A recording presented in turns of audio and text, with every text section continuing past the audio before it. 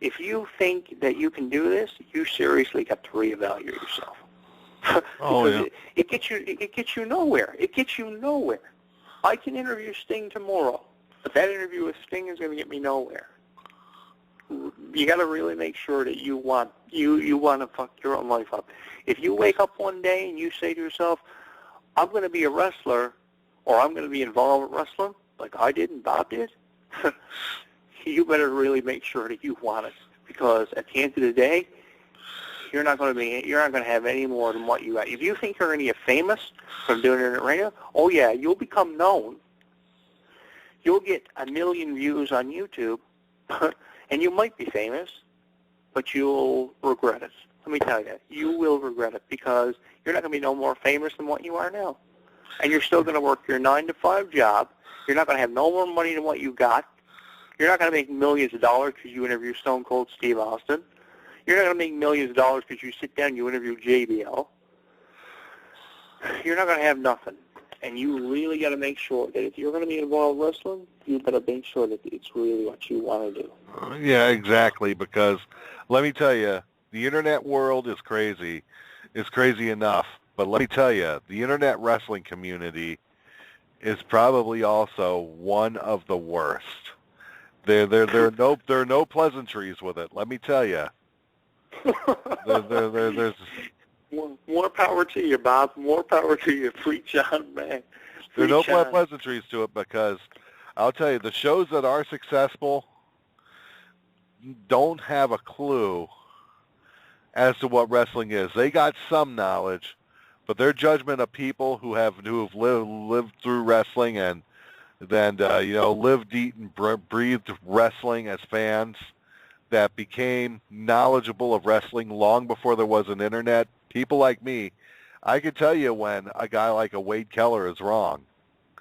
I could tell you when people like Steve Gerwick are wrong. I've said it plenty of times. The only people that really have credibility as far as things go in wrestling are guys like Dave Meltzer. I mean, and Dave Meltzer likes to manipulate a lot of things too. But I'll tell you, I'll put his credibility up against anyone else's. But Dave Meltzer and Bill Apter, those are the other guys. The only person that really became more famous through the internet that may have credibility with anything, because he puts a question mark at the end of things, doesn't put a period. He puts a question mark at a lot of things and everything, because he doesn't have all the right answers, where everyone else tries to say they do, is Shannon Rose. And I interviewed Shannon Rose, and you interviewed Shannon Rose, and where did you get us? We're still nowhere. Yeah, exactly. I mean, let's face it. Very few people make it doing wrestling radio. And a lot of the shows that do, they do it by siding with the internet marks, the people with the attitudes that are going with what's supposed to be the popular answer to things, when a lot of them in reality don't have as much of a clue as you want to think, because they're rehashing some of the idiots who made it famous on the internet. That's all they're doing. Yeah, like me and you. I mean, hell, I wonder if the same people I talked to that hated the fact that I was and still am to an extent a Vince Russo defender. Because now people are really starting to cut back and admitting that they were a little harsh on Vince Russo, that they were a little more harsh on Vince Russo and blaming him for a lot of things. You even got R.D. Reynolds and people like that who wrote about the death of WCW and wanted to blame Vince Russo for it. There's and Brian Alvarez, another one. Now they're saying we probably really shouldn't have been this way to Vince Russo with the way we really blamed him. I mean, and you look at this and said it took you 10 years to come down to the fact that I figured something out in 5 minutes that you don't need to be a rocket scientist to figure out.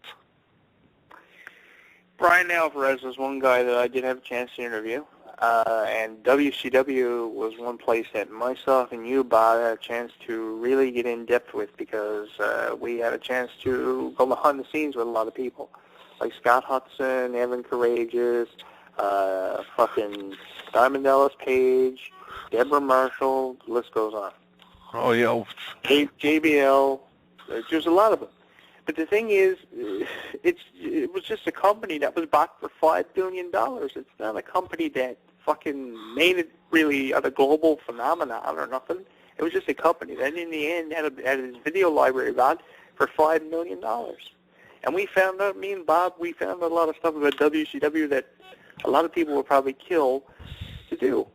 And at the end of the day, we're criticized for it. We'll criticize us all you want. But the thing is, yeah, okay, you criticize us, but at the end of the day, if you get involved with wrestling, you're not going to get no farther than what me and Bob are now. Because at the end of the day, really, where are we? We're still doing it because we like to do it, and we're two of the fortunate people who actually got somewhere with it. Right? Wow. Oh, yeah. People are going to come down on things, and why are they going to come down on things? Because of how you're going to think. The one thing you can't do with the internet wrestling community is you can't tell the truth. You can't tell the truth, and you can't tell the facts, because when you do that, all of a sudden your credibility is shot. And they'll do anything because I hate John Cena. And I state the facts about John Cena and how I hate the idea that John Cena is the best. You heard it for yourself tonight. I got criticized for it. But it's a fact. John Cena he may be selling merchandise, but he's what's ruining professional wrestling. He is what's ruined it. That's a fact. I'm professional wrestling, and this is the one thing I have trouble even with Vince Russo about. He says storylines should be done properly, and he's right about that. But they should, because that's what makes it work. Yeah, he says you got to have good storylines. Unfortunately, you got to be able to tell a story, but eventually you're going to want to see the wrestling. Now, Vince Russo's secret was to have less wrestling on TV and work on more of the storylines. Yeah. Now, to an extent, that worked, because if you look at the Vince Russo time in wrestling, aside from Steve Austin, you didn't have wrestlers breaking their necks like they used to. When he left WWE and the Attitude Era was still going on and things were still hardcore, Vince McMahon went back to doing wrestling.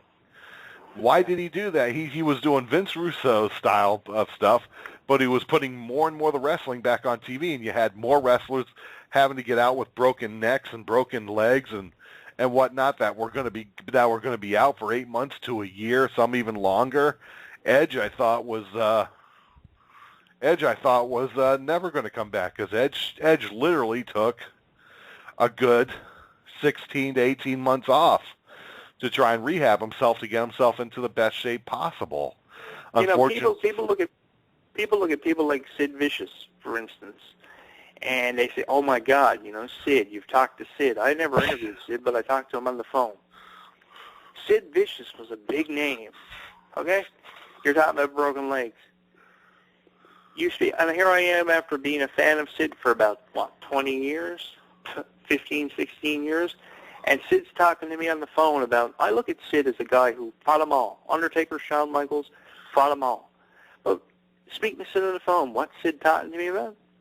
Sid's talking to me about how he doesn't want to be asked about his leg being broken because 15 years ago he was told that he'd never run again or he'd never walk again. That's what Sid got me. That's where being a fan of Sid got me for 15 or 16 years.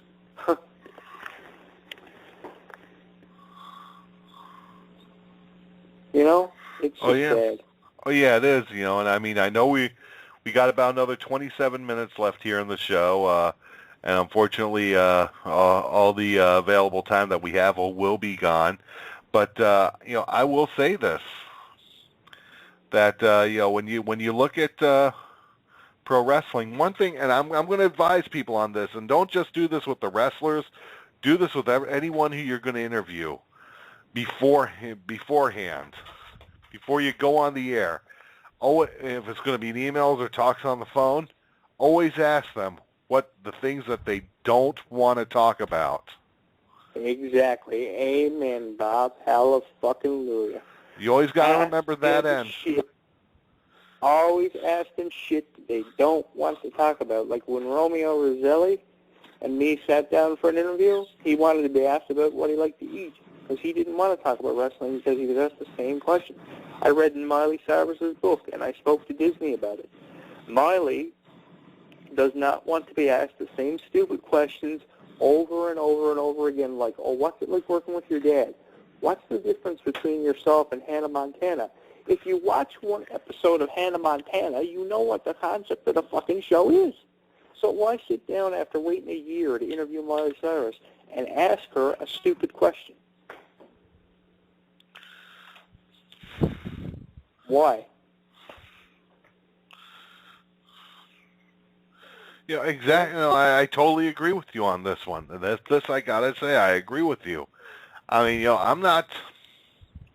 We're functioning on caffeine, ladies and gentlemen. We're functioning on caffeine here. We've been on here almost 3 hours.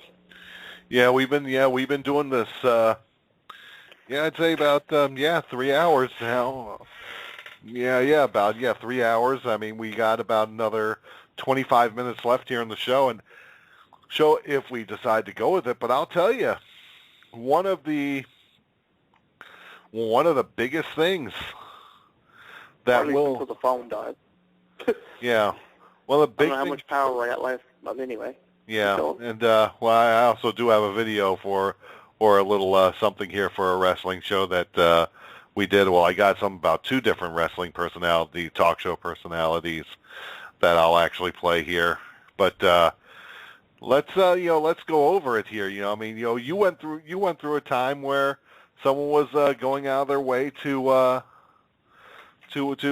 try to get rid of you and tried to